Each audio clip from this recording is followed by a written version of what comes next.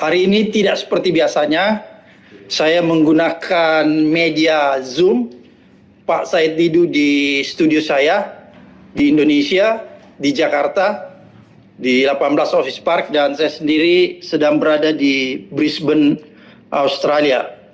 Pak Said, ngomong-ngomong nih, tentang korupsi yang menggemparkan ya, di sektor migas, ya Pertamina, tepatnya begitu. Tiba-tiba kejaksaan sudah menetapkan orang yang selama ini kita kenal the untouchable, ya. Mulai dari zaman Orde Baru katanya Pak Reza Khalid ini orang yang susah disentuh oleh hukum.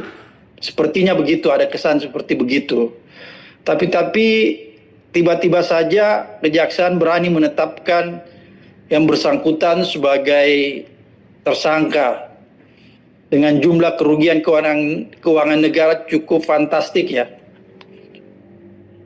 Triliunan lah kira-kira seperti begitu Pak Said. Ini adalah angka kerugian negara terbesar kasus korupsi yang pernah terjadi di Indonesia. Menurut Pak Said nih, apa yang menyebabkan tiba-tiba Pak Reza Khalid ini bisa dijadikan tersangka oleh Kejaksaan Agung? Apakah ini prestasi atau ada sesuatu? Pak Abraham Samad, saya pikir negara kita sedang menunggu obrolan kita ini karena ini kasus yang sangat besar dan saya akan coba menguraikan supaya publik paham. Pak Abraham Samad ya sebagai mantan ketua KPK pasti paham betul anatomi korupsi ini, tapi saya agak paham juga, bukan agak paham karena hampir 20 tahun saya berada di lingkungan Kementerian BUMN dan Kementerian SDM, dan saya hampir 20 tahun juga bersentuhan dengan Reza Khalid, bersentuhan sering ya. Nah, akrab ya, akrab. Nah, kita lihat harus ya dulu Pak Said. Siap. Pak Said tadi bilang bersentuhan dan Reza Khalid, berarti akrab nih Pak Said. Bukan, kayak lawan tanding gitulah. Oh, lawan tanding. Saya pikir teman baik. Nah, dia teman baiknya Jokowi. Oke, ya lanjut Pak Said. Nah, kita harus mengurai sedikit tentang anatomi siapa pelaku korupsi ini, siapa dia sebenarnya, kemudian bagaimana korupsi ini terjadi sebenarnya, dan kira-kira kenapa Reza Khalid bisa kena. Itu 3 hal yang publik ingin dengar, dan saya pikir karena ini. Pak Said, kalau begitu pertanyaan saya, kenapa Pak Reza Khalid kali ini bisa kena? Pernah kan juga disebut-sebut namanya waktu Papa minta saham, tapi pada saat itu kejaksaan tidak berani ya, atau tidak sampai bisa menetapkan beliau. Reza Khalid ini kita kenal, saya menyatakan dia itu bendahara kasir penguasa. Jadi siapa penguasanya, dia kasirnya. Nah, setiap rejim. Ya, kasirnya mulai dari Orde Baru sampai Jokowi. Nah, saya tidak paham apakah Prabowo tidak termasuk yang kasirnya. Karena kenapa dia sentuh? Dugaan positif saya bahwa Prabowo kelihatannya ketergantungannya tidak terlalu tinggi kepada Reza Khalid. Malah saya dapat informasi sebenarnya ada hubungan kekeluargaan dekat, kekeluargaan sedikit dengan Pak Prabowo dari Reza Khalid ini. Tapi dia sentuh juga. Nah, sekarang pertanyaannya kenapa dia disentuh? Nah, publik harus paham Reza Khalid ini adalah orang yang selalu bermain di mafia di Pertamina. Mulai dari tahun 2000-an dan timbul tenggelam. Timbul tenggelam tuh saya ingin cerita Pak Abraham Samad. Mulai tahun 2005 itu saya diangkat menjadi sesmen BUMN. Dan saat itu hari pertama saya dilantik, saya diminta oleh orang atas untuk ketemu dia. 2005. Dan saat itu langsung dia katakan, saya hanya minta Anda sebagai salesman BUMN jangan ganggu saya, bisnis saya. Itu permintaannya dia. Langsung saya katakan. Dia langsung katakan. Ya, langsung saya katakan. Eksplisit. Selama saya ada Eksplisit. Ya. Jangan dulu Pak Said. Secara eksplisit dia nyatakan itu sama Pak Said. Ya. Nah, bilang jangan ganggu saya. Minimal jangan ganggu saya. Saya tidak akan mengambil. Saya bilang begini, selama saya jadi salesman BUMN, saya akan ganggu Anda. Itu kata-kata. Pak Said ngomong begitu? Saya ngomong begitu. Pak Said ngomong. Ya. Terus apa dia katakan waktu Pak Said ngomong begitu? Dia kaget. Ya. Oke. Saat itu saya masih anak muda lah, 40 tahun umurnya.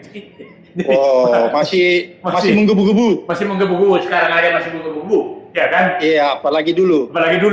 Nah, iya. Dua hari kemudian saya ditelepon dari atas. Bapak siap-siap diganti. Saking kuat. Zaman Soeharto ini ya? Hah? Ya pada zaman saat itu Soeharto. SBY kan masih jadi. Oh, SBY. Ya. Nah, berhenti. Kemudian dia berhenti lagi pada saat Sudirman Said masuk menjadi mengkoordinir pengadaan minyak di Pertamina, sebagai kepala divisi ASP bersama dengan Endra Tono Sutarto komut Pertamina. Di rootnya saat itu Ari Sumarno. Ari Sumarno menghentikan semua pengadaan minyak lewat Petral karena ini Reza Khalid lewat Petral biasanya. Itu 2006 sampai 2007. Supaya publik paham. 2008 Dirut Pertamina diganti oleh Karen Agustiawan. Dihidupkan lagi pengadaan minyak dari luar negeri. Tentunya lewat Reza Khalid dong, 2008 mulai. Berlanjut kemudian masuk lagi pada saat 2014 itu masuk Sudirman Said Menteri BUMN, saya ikut staf khusus, kita hentikan lagi dan dibubarkan Petra 2016. Nah, jangan dulu Pak Said, apanya yang dihentikan ini? Dihentikan pengadaan dibubarkan Petral, Pak. Jadi Petral dibubarkan, terus Pak Reza tidak boleh lagi, hilang lagi dan terjadilah kasus Papa minta saham. Kasus Papa minta saham ini perlu kita detilkan karena awalnya kita menduga bahwa Reza Khalid ini bukan anak kesayangan Jokowi awalnya. Tapi ada yang menarik sebenarnya, supaya publik paham. Pada saat Petra mau dibubarkan, Pak Dirman melapor ke Pak Jokowi. Pak, kita mau bubarkan Petra. Ada nada-nada tidak mau. Jadi artinya Reza Khalid sudah masuk lagi ke Jokowi dong. Nah, Pak Sudirman Said itu balik, Pak gimana dengan Petra? Nah, dia bilang, ya kita tunggu dulu sebentar Pak. Pilihan kita Pak Dirman adalah kita jadi pecundang atau pelayan dengan mereka atau kita jadi pejuang. Kita bubarkan. Jadi, publik harus paham, Jokowi sering menyatakan bahwa dia yang membubarkan Petra, bukan. Yang membubarkan itu Sudirman Said yang agak bandel sebenarnya. Belum diizinkan 100%, langsung dia umumkan pembubaran Petra. Jadi itu Pak Sudirman Said. Nah, setelah itu kejadianlah kasus Papa minta saham. Supaya orang tahu nih Reza Khalid sejarah seperti apa sih. Nah, Papa minta saham awalnya kita laporkan karena Papa minta saham itu rekaman permintaan saham oleh Reza Khalid bersama dengan Setia Novanto di kantor di suatu tempat yang direkam oleh Dirut Freeport saat itu, yaitu Pak Aruf Samsudin. Pak Aruf Samsudin ini adiknya Sapri Samsudin. Adiknya Sapri Samsudin. Kemudian rekaman itu kita dapat dan disebutkan di situ bahwa ini karena mau diperpanjang kontrak, maka dua orang ini yaitu Reza Khalid dan Setia Novanto menyatakan minta saham 30%. 30% saham. Dan katanya sudah bicara dengan Moffat. Nah, dia menyatakan yang ke atas itu 20%, yaitu Jokowi, Presiden dan Wakil Presiden. Dan disebutkan di rekaman itu bahwa yang mengatur ini nanti pembagiannya adalah Luhut Binsar Panjaitan disebutkan dalam rekaman itu. Nah, pada saat itu mendidih darah kami kok kayak begini. Nah, akhirnya Pak Sudirman Said melapor Pak Jokowi, Pak kita harus bongkar. Awalnya bongkar Slamet, kita bongkar. Nah, Pak Abraham Samad paham betul bahwa saat itu saya main juga. Ini karena banyak bergaul dengan Pak Abraham Samad, jadi saya main aktif juga. Rekaman itu 1 jam 17 menit, 1 jam 16 menit. Saya potong-potong hanya menjadi 17 menit. 17 menit saya laporkan ke Mahkamah Kehormatan Dewan DPR. Disitulah terjadi perdebatan dan dibukalah bahwa ada yang disembunyikan oleh Said Didu kenapa hanya menyerahkan 17 menit. Padahal tujuan saya adalah supaya dia dengarkan semua, diminta semua 1 jam 16 menit. Akhirnya terjadi keajaiban dunia saat itu. Orang karena menonton rekaman di televisi 1 jam 16 menit karena siaran langsung dari DPR, menonton rekaman dari televisi. Nah, terbukalah semua. Yang menariknya setelah dibuka itu, nah kita sedang menggugat Setia Novanto menikah anaknya Presiden Jokowi di Solo, Gibran menikah. Kita datang Pak Dirman sana, saya di luar. Terus saya datang, saya ingin tahu siapa sih yang datang. Tahu-tahu datang Reza Khalid pakai jet pribadi ke Solo. Nah, terus saya kasih tahu Pak Sudirman kok Reza Khalid datang? Ini kan kita lagi perang dengan, ya biasanya kan penjabat bersih ya, padahal nggak mungkin lah ngundang koruptor di undangannya. Nah, Pak Sudirman saya tuh ternyata dia tamu VVIP di Solo, Reza Khalid itu.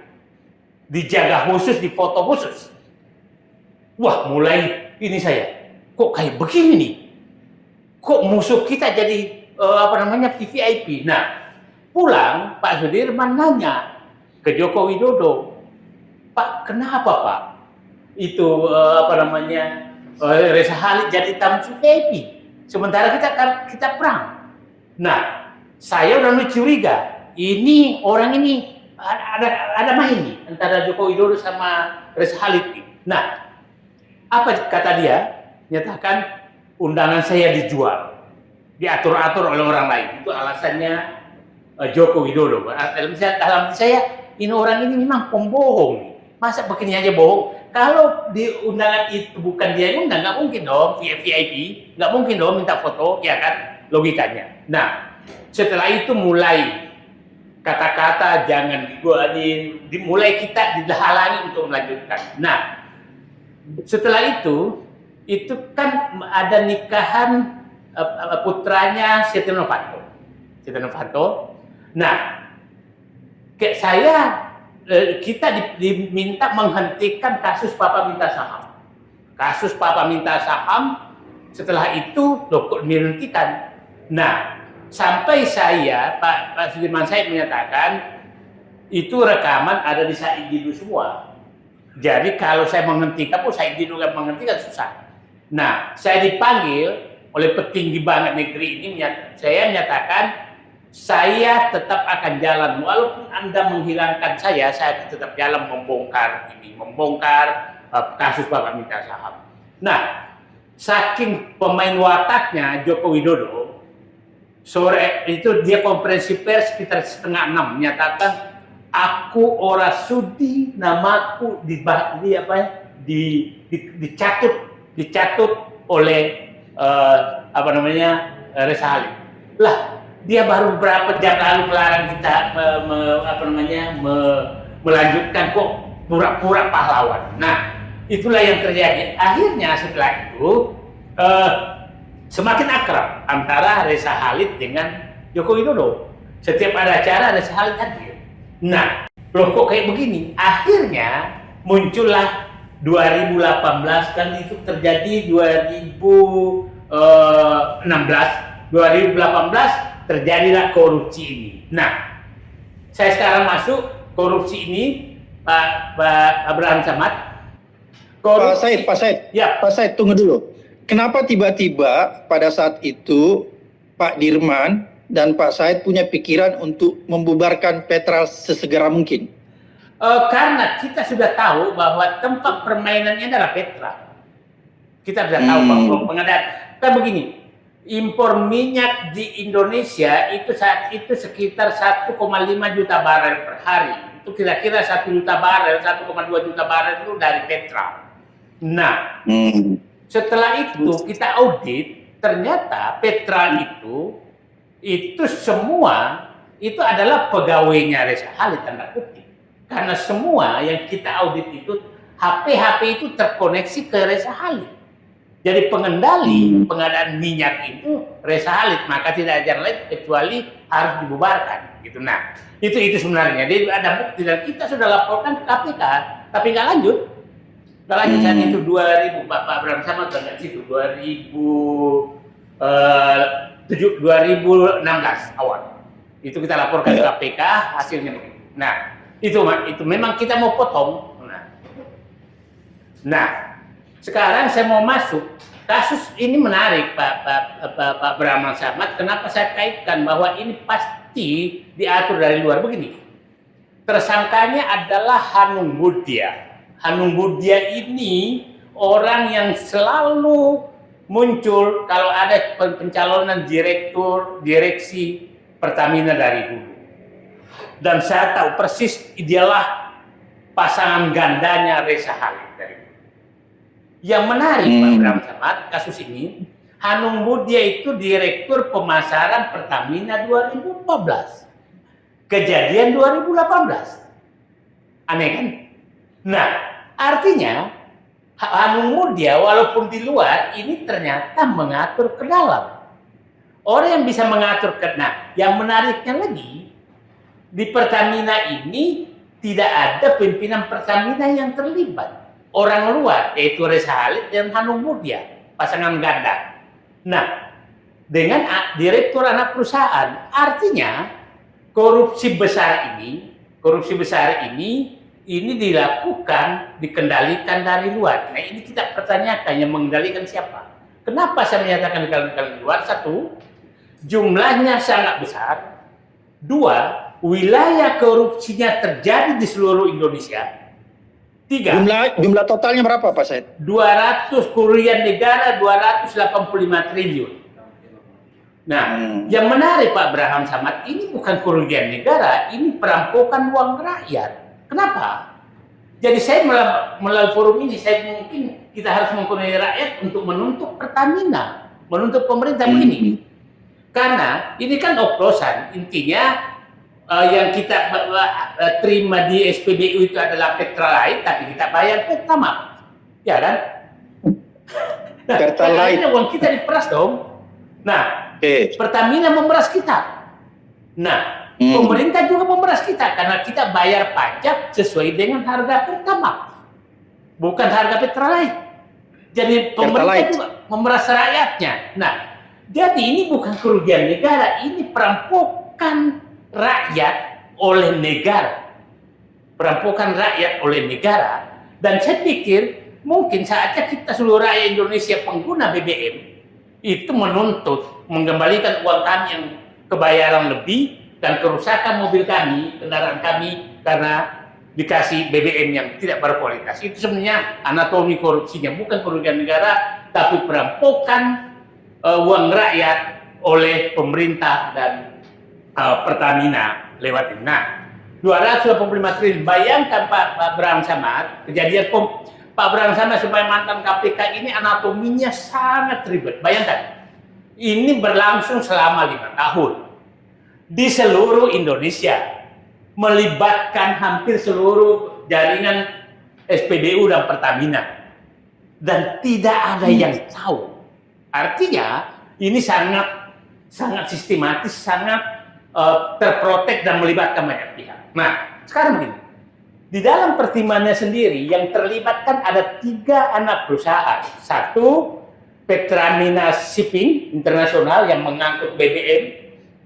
Yang kedua, Pertamina Petraniaga yang mendistribusikan BBM ke SPBU.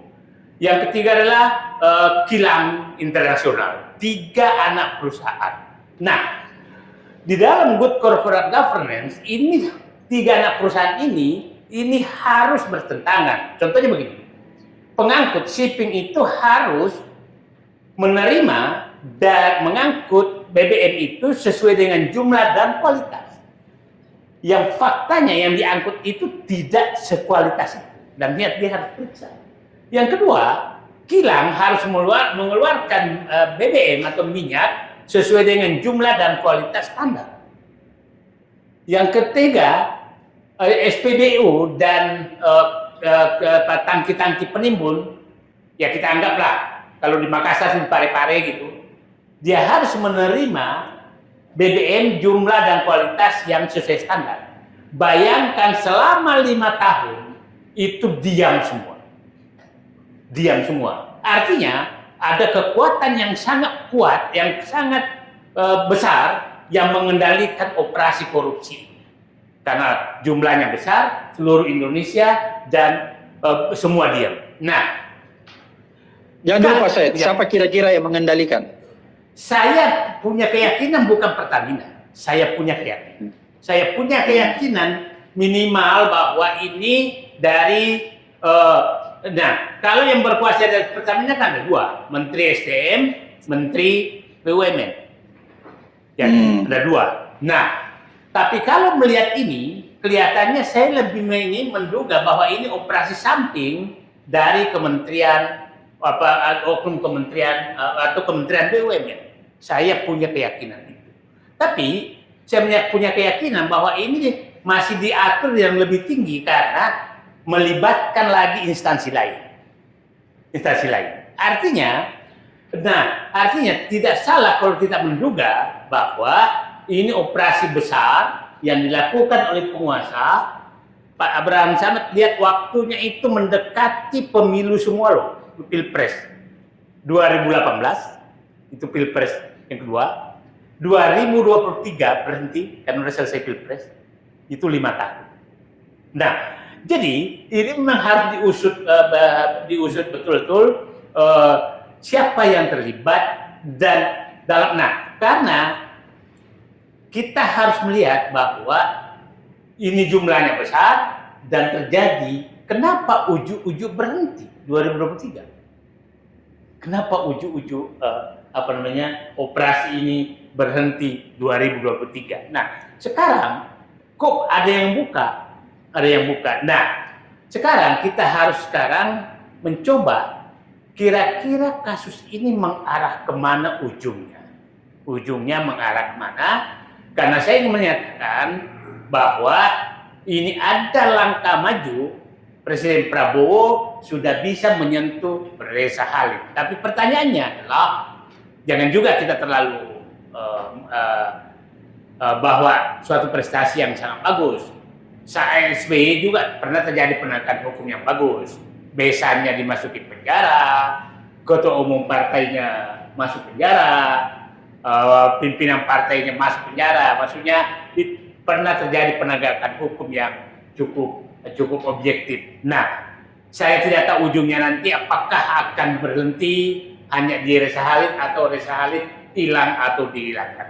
Itu kira-kira gambarannya, yang intinya bahwa satu, korupsi Pertamina sangat besar dan melibatkan banyak pihak, hanya akan bisa terjadi apabila ada pengendali, dikendalikan atau oleh kekuasaan yang tertinggi di Indonesia. Yang kedua, sejarah membuktikan bahwa Reza Khalid ini selalu menjadi bendara kasir dari para penguasa. Jadi penguasa-penguasa yang sebelumnya juga mulai was-was Pak Abraham. Saya yakin karena takut kalau nyanyi.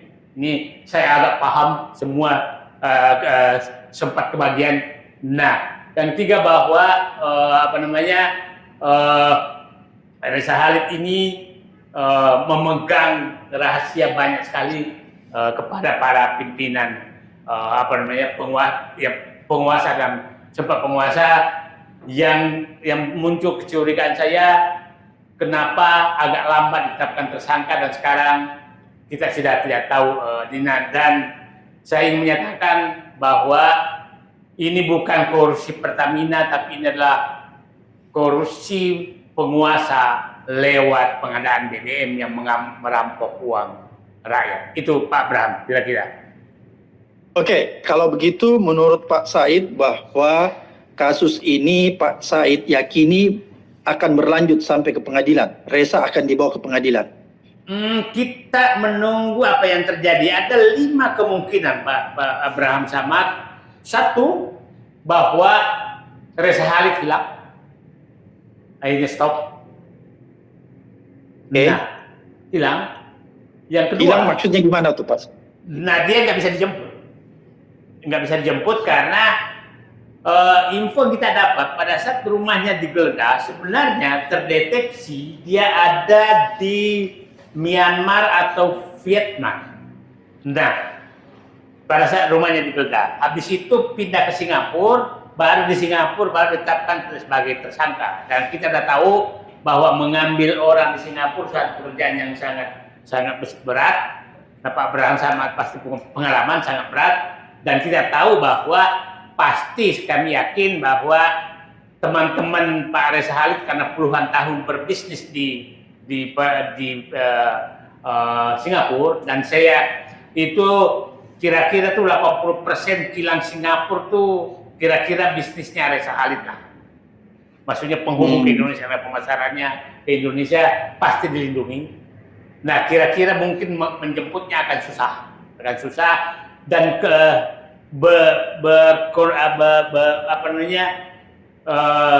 bersinggungan dengan kepentingan orang-orang Indonesia bahwa udahlah jangan dibalikkan ke Indonesia karena takut dia bernyanyi. Yang kedua, yang kemungkinan terjadi bahwa Presiden Prabowo menjadikan kasus ini untuk membuktikan bahwa pemberantasan korupsi yang dia ingin lakukan itu bukan omon-omon. Namun mudah-mudahan ini ekstrimnya nih. Ekstrimnya bahwa Pak Prabowo betul-betul oke, aku menunjukkan bahwa saya memang betul-betul melakukan pemberantasan korupsi, dan kalau ini dilakukan betul-betul akan menjadi sejarah bagi Indonesia dan Pak Prabowo untuk memberantaskan korupsi. Alternatif ketiga adalah bahwa dia pulang tapi tutup mulut, pasang badan. Nah, pasang badan untuk dengan berbagai negosiasi yang yang saya sangat harapkan adalah bahwa Muhammad Reza Khalid dapat hidayah dan pulang ke Indonesia, kemudian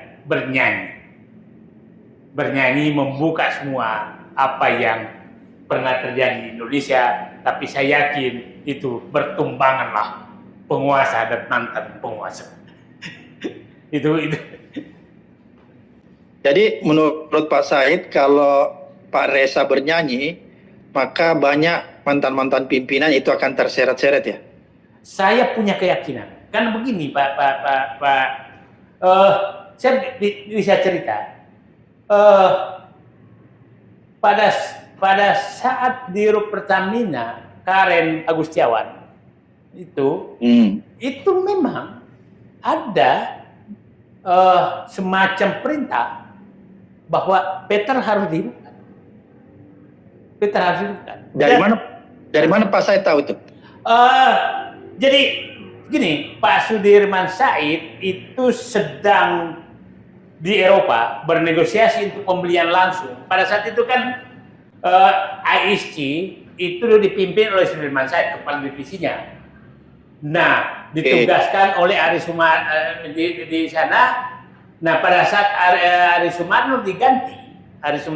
Jadi penggantian Ari Sumarno sebenarnya menurut saya Ari Sumarno ini istilah saya orang yang sangat menyadari untuk memperbaiki Pertamina. Jadi pada saat ini ada kejadian Pak, dia lihat saya, kenapa Anda selalu, dia minta nih, saya rapat, dia minta waktu menghadap. Pak Said, saya ingin waktu menghadap. Ada apa? Saya kan anak kecil, kenapa mau menghadap saya? Begini, saya melihat Anda menghadapi tekanan apapun, tapi Anda cuma ketawa terus. tidak pernah tegang, dimaki-maki di mana. Saya bilang begini. Nah udah datang ke tempat saya, habis sholat maghrib, saya pakai sarung. Apa rahasianya? Ari Sumarno, manusia itu harus hanya antara hati, mulut, dan tangan satu arah, maka Anda happy. Nah disitulah menyatakan saya akan tegakkan kebenaran di Pertamina. Nah, disitulah dia melakukan perbaikan dengan Endriartono Sutarto. Kenapa saya harus menyebutkan nama ini Pak Bram Samad? Bahwa menunjukkan bahwa Indonesia itu masih ada orang baik loh. Endriartono Sutarto tuh, dia minta mengundurkan diri sebagai komut Pertamina. Terus saya tanya, Pak Endriartono, kenapa Bapak mundur? Gajinya kegedean, kerjaanku nggak ada. Itu kata-kata. Mantan Panglima ya? Mantan Panglima TNI. Jadi, nah, masih ada orang seperti itu. Perlu kita ceritakan orang baik, bahwa ada orang baik seperti itu. Nah, ya, mereka saya kenal juga itu, beliau.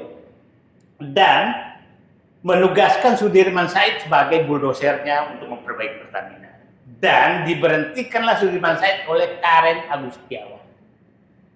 Dan saya yakin perintah itu pasti dari atasannya Karen. Pasti atasannya Karen. Nah, jadi, setelah itu Reza Khalid hidup lagi, gitu loh Mas. Jadi begitu terus. Oke, Pak Said, ini kan tadi Pak Said katakan bisnis Reza ini di Pertamina ini kan sudah berpuluh tahun ya, dari rejim ke rejim. Ya.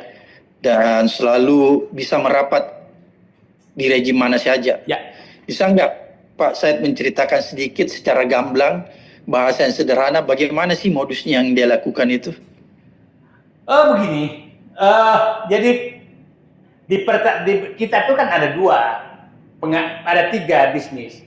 Pengadaan crude, pengadaan BBM, penjualan crude kita ke luar negeri. 3 bisnis yang terjadi. Nah, ini memang harganya sangat tergantung. Dan begini, seperti umpamanya pengadaan BBM. Pengadaan BBM kan selalu menyatakan rumusnya MOP plus alfa. Maksudnya itu harga rata-rata ditambah alfa. Dan yang saya sangat protes saat itu adalah dia main bahwa harga rata-rata harga itu harga kilang Singapura. Jadi berapapun harga kilang Singapura itu dan kita beli. Nah, itu masuk undang-undang APBN loh. Bayangkan Pak Abraham Samad. Nah, bayangkan saya pernah diusir oleh Menko pada saat itu karena saya ngotot tidak mau pakai rumus itu. Saya ingin menggunakan rumus BBM termurah di dunia itu yang tempat kita beli. Jam 11 malam datang Menko, saya minta saya duduk keluar sekarang. Nah, maksudnya itulah bagaimana Reza Khalid bisa mengatur. Dan saya tahu persis menteri itu adalah menteri yang dekat sekali sama Reza Khalid. Jadi formula pun dia tetapkan. Formula harga dia tetapkan. Coba Pak Abraham Samad, kalau harga BBM saja itu kan kira-kira $150 per barrel. Impor kita 1 juta barrel. $150 jadi sekian juta barrel per hari. Itulah bisnis dia. Nah, kita tidak pernah bisa mengecek berapa harga sebenarnya.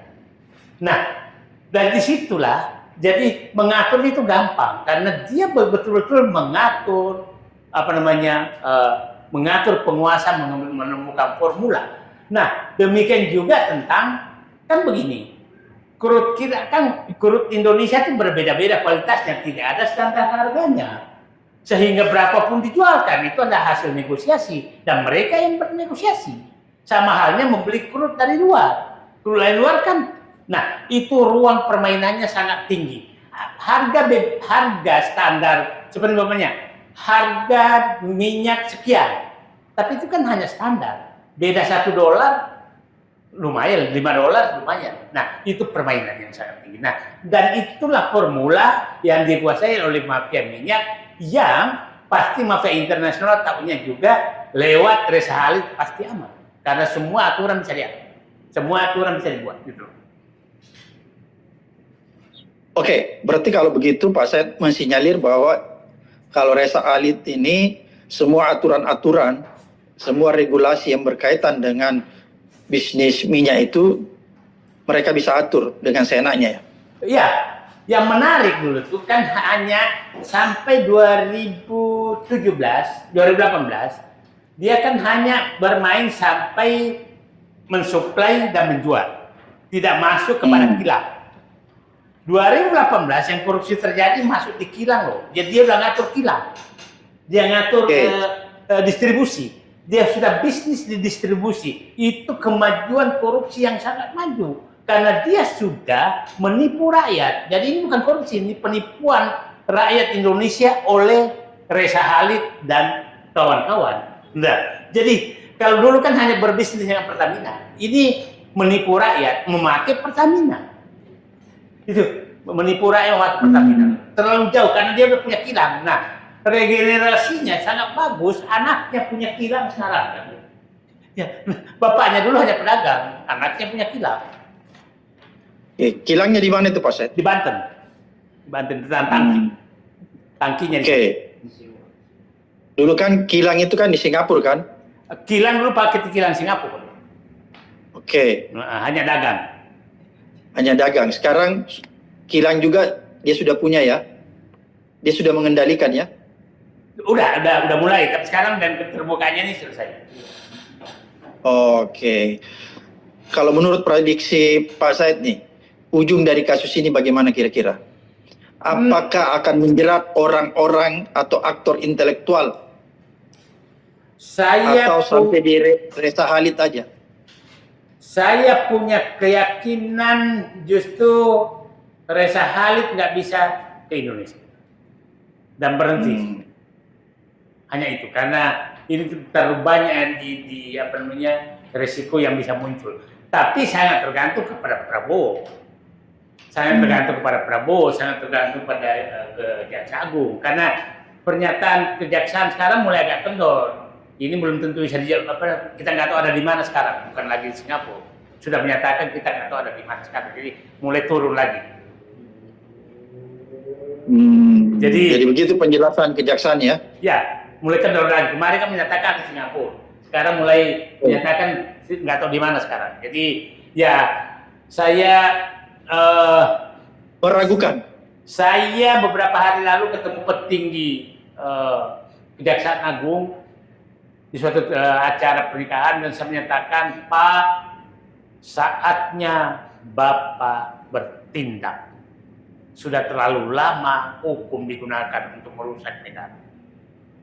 Belum tentu, itu kata-kata saya. Terlalu lama, saatnya Bapak bertindak. Tapi saya paham betul ya bahwa sangat tergantung Bapak Presiden kalau ini. Ini korupsi sangat bobot politiknya sangat tinggi. Kalau bobot politiknya sangat tinggi, kan Pak Said katakan bahwa kasus minyak, kasus yang melibatkan Reza Khalid ini bobot politiknya sangat tinggi kan, sehingga Pak Said mengatakan ini agak susah dibongkar secara utuh. Dan menurut Pak Said, kemungkinan besar kasus ini akan menguap. Reza tidak akan mungkin bisa dibawa pulang ke Indonesia untuk diadili. Kira-kira begitu? Perkiraan saya demikian. Perkiraan saya demikian. Mudah-mudahan perkiraan saya salah. Mudah-mudahan perkiraan saya salah. Tapi saya menyatakan ada kemajuan bahwa Presiden Prabowo dari sekian presiden, sebenarnya Pak Reza Khalid sejak Pak Harto.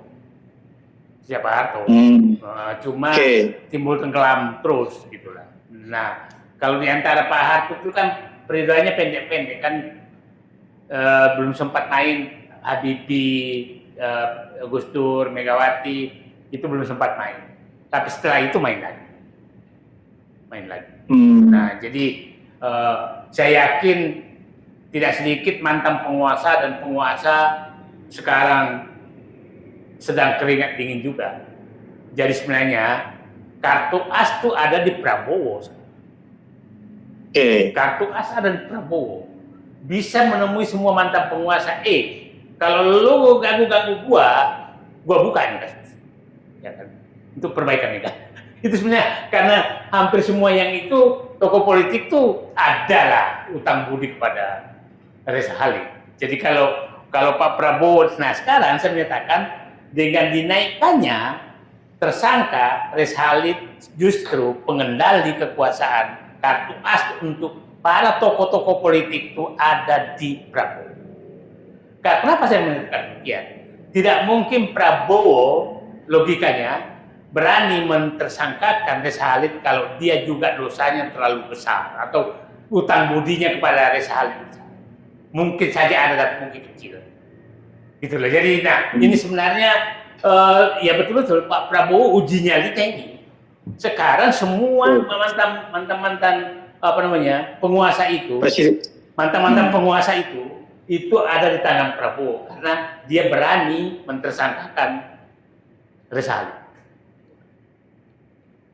Oke, jadi kalau begitu sebenarnya ini bukan keberanian Kejaksaan Agung ya, tapi ini karena prestasi Pak Prabowo ya.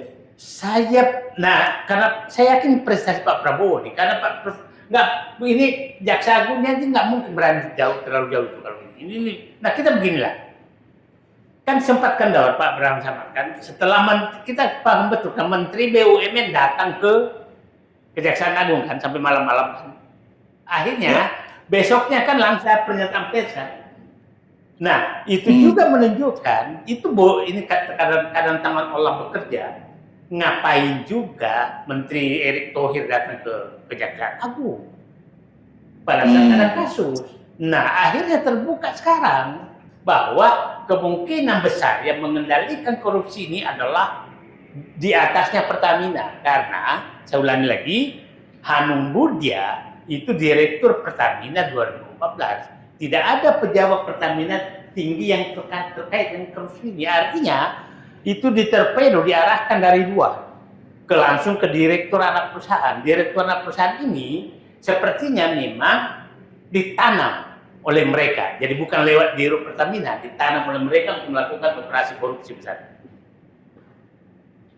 Oke, berarti kalau begitu Pak Said masih belum punya harapan yang besar ya terhadap kasus ini bisa membawa Reza Halid ke meja persidangan. Kalau Pak Prabowo mengutamakan timbul lagi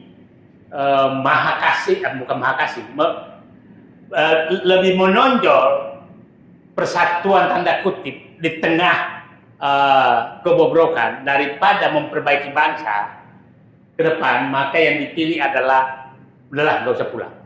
Tapi kalau Pak Prabowo memilih bahwa ini titik awal memperbaiki bangsa dan menghubungi kepada tokoh-tokoh politik yang selama ini menjadi pasien tanda kutip Reza Halid, pokoknya lu diam. Kalau lu nggak diam atau ganggu-ganggu saya, maka aku minta Reza Halidnya. Kira-kira begitu. Jadi kartu as ada betul-betul di Prabowo. Apakah Pak Prabowo ingin menyelesaikan masalah bangsa dengan pemberantasan korupsi, ataukah ingin harmoni tapi masih di tengah-tengah kerusakan bangsa, gitu Pak. Oke, berarti kalau begitu Pak Said melihat bahwa kasus Reza Halid ini bisa bergulir sampai ke persidangan dengan menghadirkan Reza Halid sebagai tersangka. Itu bisa terjadi kalau Pak Prabowo betul-betul konsisten mengawal kasus ini. Betul. Itu. Nah, kalaupun hadir, itu sebenarnya ya bisa diisolasi sampai ke Reza Halid saja. Tidak perlu bernyanyi, tapi yang orang-orang selama ini menjadi penerima dari Reza Halid sudah nggak bisa bicara. Dan kalau saya pilih ini, bahwa sekarang Luna ini nggak usah nyanyi, tapi yang lain juga diam. Gitu, karena daripada membohong. Nah itu saya ini negarawannya muncul, tidak perlu semua orang masuk penjara lah, tapi berhentilah yang masuk penjara yang pelaku utamanya. Yang terakhir Pak Said, Siap. apa yang ingin Pak Said katakan nih sebagai penutup? Satu, saya menyatakan terima kasih dan kemajuan yang dilakukan oleh Presiden Prabowo bahwa sudah berani menyentuh orang yang selama ini sebagian presiden tidak pernah sentuh secara hukum. Yang kedua, bahwa saya berharap kasus ini menjadi tonggak sejarah bagi Presiden Prabowo untuk membuktikan bahwa memang dia mau memberantas korupsi. Yang ketiga, ini menunjukkan, tapi saya berharap tidak hanya berhenti di Reza Khalid, tapi pengatur korupsi ini harus bertanggung jawab dan harus juga bertanggung jawab di depan hukum. Yang ketiga adalah kepada pihak-pihak yang selama ini bahwa seakan-akan korupsi ini Pak Presiden Jokowi itu bersih, hilangkan itu, karena saya paham Reza Khalid ini orang yang dekat dengan dekat dengan Joko Widodo, dan korupsi ini terjadi betul-betul di 2 kali periode pemilihan wakil presiden, yaitu pemilihan Presiden Joko Widodo tahap kedua 2019, 2018 dan anaknya 2023. Jadi ini sangat bisa diduga bahwa ini ada kaitannya dengan politik. Dan jadi saya harap Pak Prabowo juga tidak lagi ada ewu-pakewu terhadap siapapun untuk membersihkan negeri. Itu saya, Pak. Oke, luar biasa Pak Said, apa yang disampaikan mudah-mudahan mencerahkan kita ya, menuntun kita untuk melihat sebuah kebenaran di kasus korupsi yang melibatkan Reza Khalid ini, sehingga masyarakat Indonesia akhirnya paham siapa sebenarnya yang punya masalah besar di negeri ini yang harus mempertanggungjawabkan semuanya. Sampai ketemu di episode berikutnya di Abraham Samad Speak Up dari Brisbane, Australia. Salam dari Indonesia. Sekarang saya di kantornya untuk kita ungkap kasus ini. Terima kasih.